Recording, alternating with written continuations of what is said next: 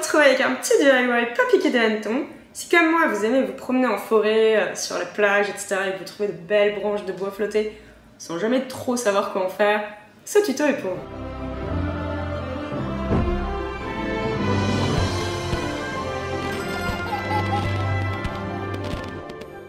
Vous allez avoir besoin, d'une branche de bois flotté, de cordes, éventuellement de ruban ou de dentelle pour agrémenter, de quelques perles, pourquoi pas, et puis de peinture si vous avez envie de peindre vos perles.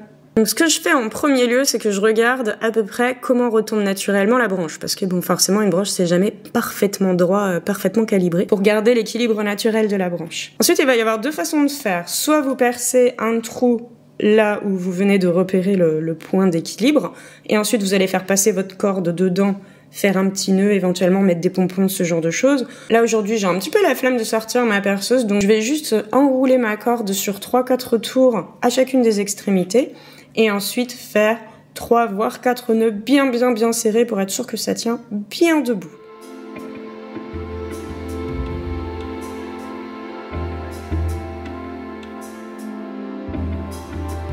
Ce que je fais à la fin aussi pour être sûr, c'est que je replace la branche sur mes deux index, histoire de voir si mon nœud est finalement au bon endroit. Surtout quand la branche est bien tordue comme ça, c'est pas forcément évident à ce qu'elle reste pile au bon endroit.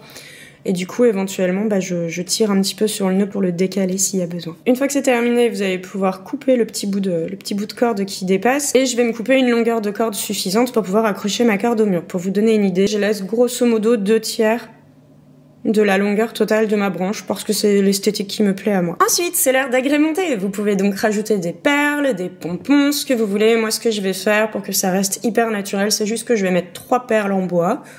J'en ai donc des naturelles et des que j'ai bombées. Pour bomber des perles, c'est pas très compliqué. Vous prenez le même système de pic à brochette que pour bien nettoyer l'intérieur qui est assez souvent, il faut le dire, mal usiné.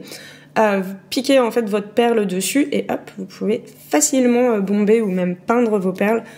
Et ensuite les planter je ne sais où dans un pot de fleurs quelque part sur un bord de fenêtre pour que ça sèche tranquillement. Votre branche de bois flotté, vous pouvez totalement également la bomber en doré, en la couleur que vous voulez.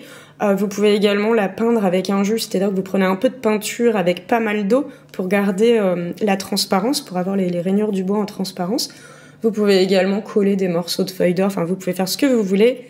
Et avant de l'accrocher, c'est plus commode, c'est le moment de mettre vos rubans. Si vous voulez accrocher des rubans qui volettent de ci de là sur votre branche. Là, ce que j'ai fait pour la fixer, je me suis pas embêtée parce que c'est un mur extérieur et du coup, il est assez casse-pied à percer, etc. Donc j'avais la flemme vraiment de partir dans toute une histoire de perceuse, cheville, etc., etc. Donc ce que j'ai fait, c'est que j'ai juste mis des clous à béton.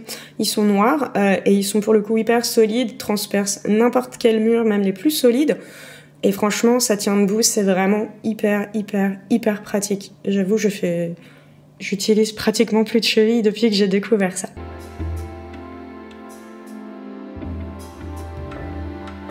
Puis après, vous installez ce que vous avez envie d'installer sur vos étagères. J'ai décidé de mettre quelques livres, une petite plante.